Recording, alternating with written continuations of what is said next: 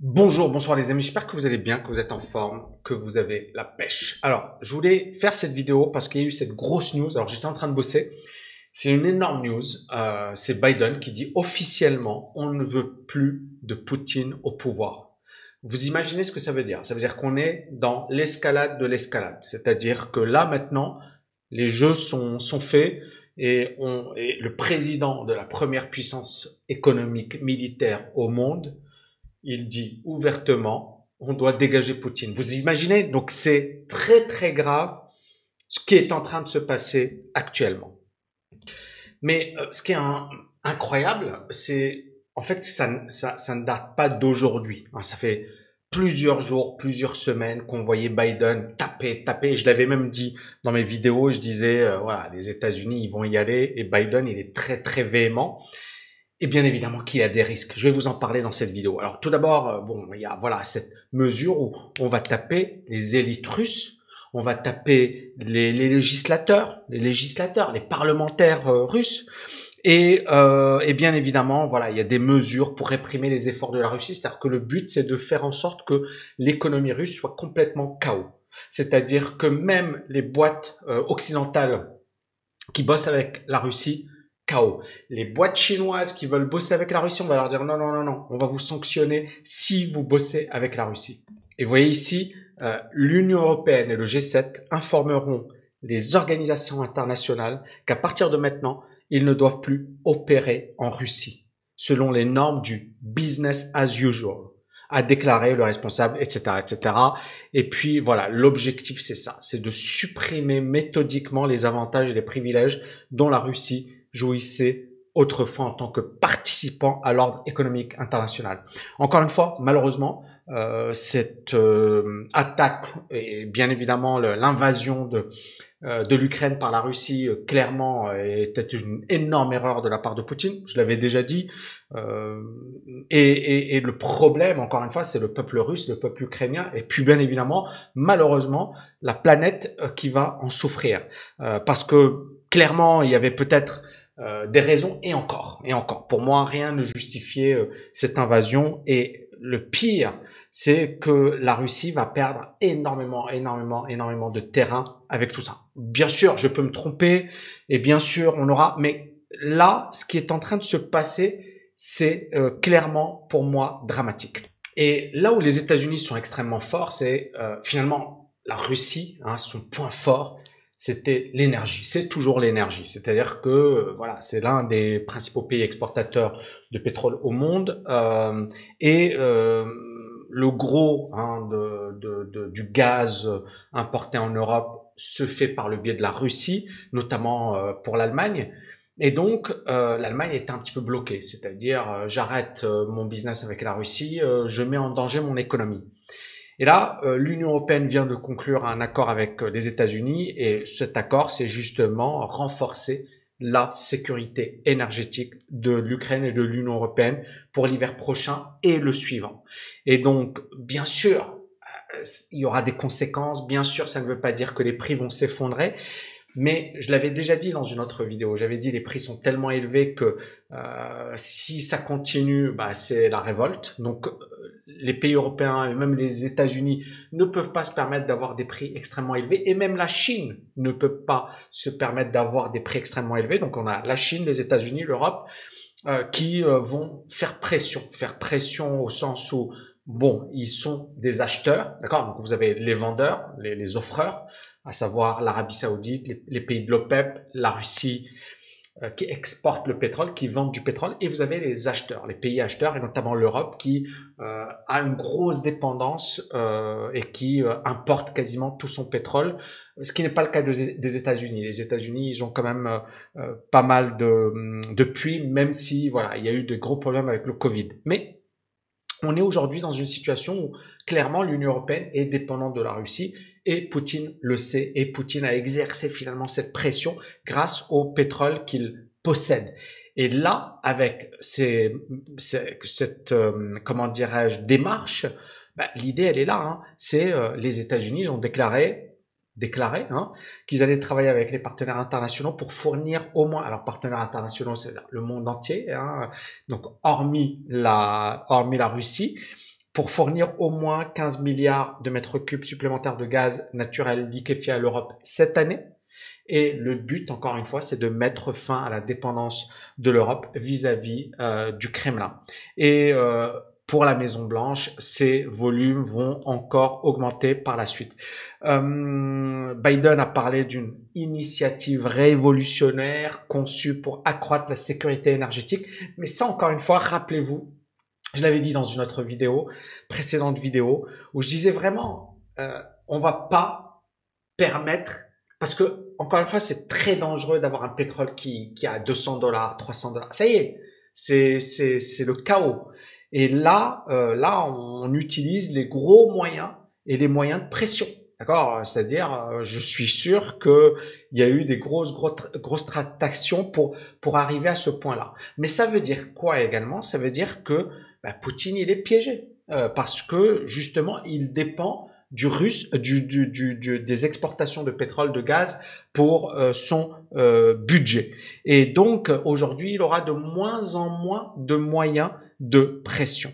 Et donc, Biden, il a dit, voilà, l'élimination du gaz russe aura des coûts pour l'Europe, c'est clair, ça va coûter très cher, c'est un gros manque à gagner, mais ce n'est pas seulement la bonne chose à faire d'un point de vue moral, ça va nous mettre sur une base stratégique beaucoup plus solide. Et clairement, c'est une indépendance à l'égard de la Russie. Voilà, surtout que l'Union européenne reçoit environ 40% de son gaz via des gazoducs russes.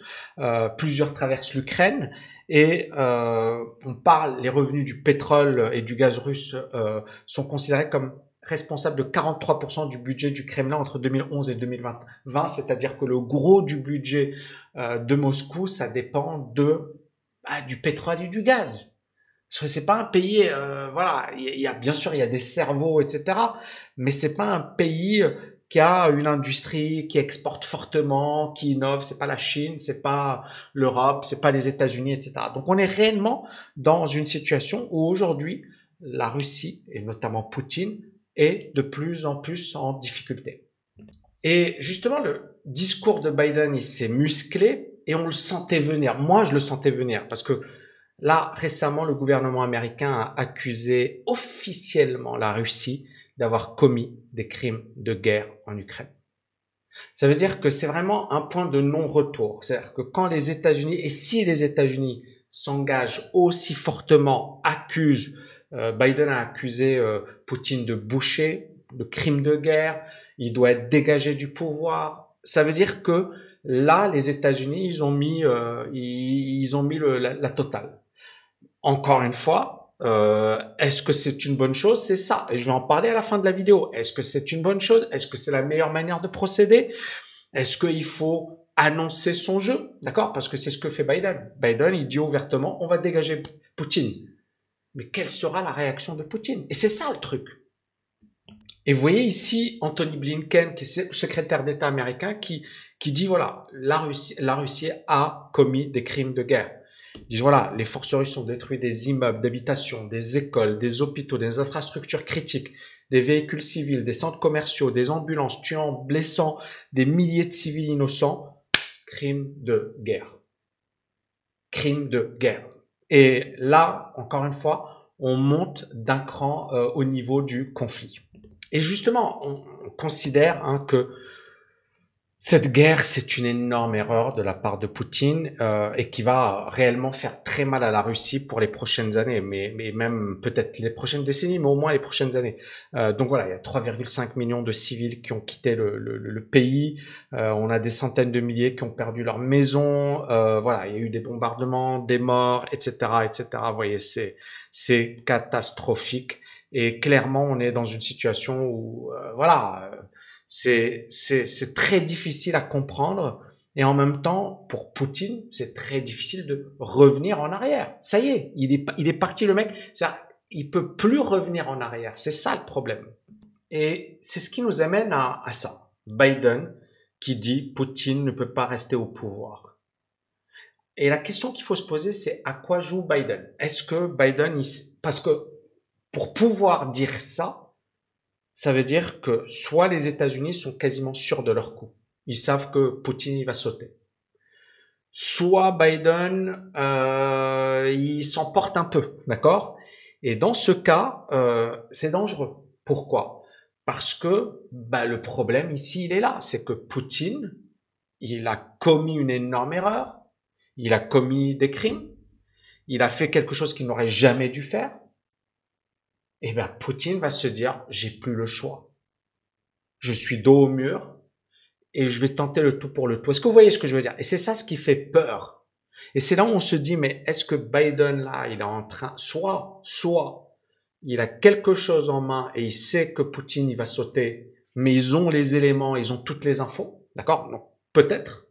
Soit, Biden est en train de jouer un jeu très dangereux parce que là, ce que vient de dire Biden, c'est juste, ça y est, Poutine, tu peux faire ce que tu veux. Parce que c'est ça. C'est Poutine, qu'est-ce qui va le retenir maintenant? Il sait que l'Occident veut le faire sauter. Et il sait que les États-Unis veulent sa peau.